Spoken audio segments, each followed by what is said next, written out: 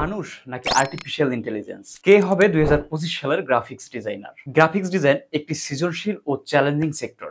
এই সেক্টরে কাজ করতে হলে আপনাকে নতুন নতুন ডিজাইন ও কনসেপ্ট তৈরি করতে হবে। কিন্তু এখন আর্টিফিশিয়াল ইন্টেলিজেন্সের মাধ্যমে বাজারে অনেক ধরনের সফটওয়্যার এসেছে যা খুব সহজেই এবং খুবই অল্প সময়ে আপনার ডিজাইন করে দিতে পারে। তাহলে কি গ্রাফিক্স ডিজাইন শেখার কোনো মানেই নেই, নাকি আর্টিফিশিয়াল ইন্টেলিজেন্স আপনার জায়গা দখল করে ফেলবে?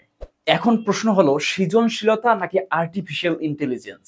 এই প্রশ্নের উত্তর হলো আর্টিফিশিয়াল ইন্টেলিজেন্স ডিজিটাল যুগে অনেক কাজকে সহজ করে দিয়েছে, কিন্তু এটি আপনার সৃজনশীলতা ও কৌশলের পরিবর্তে কাজ করতে পারবে না।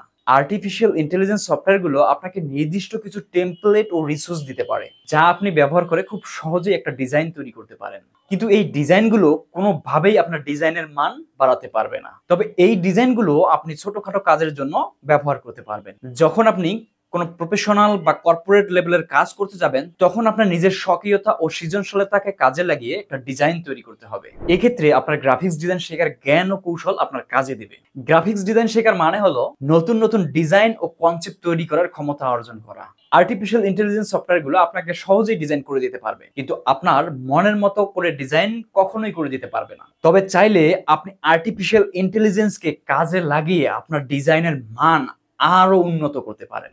আপনি যদি গ্রাফিক্স ডিজাইন শিখে আপনার কাজের মান বাড়াতে চান, তাহলে আর্টিফিশিয়াল ইন্টেলিজেন্সের সফটওয়্যারগুলো আপনাকে সহযোগী সফটওয়্যার হিসেবে বেছে নিতে হবে।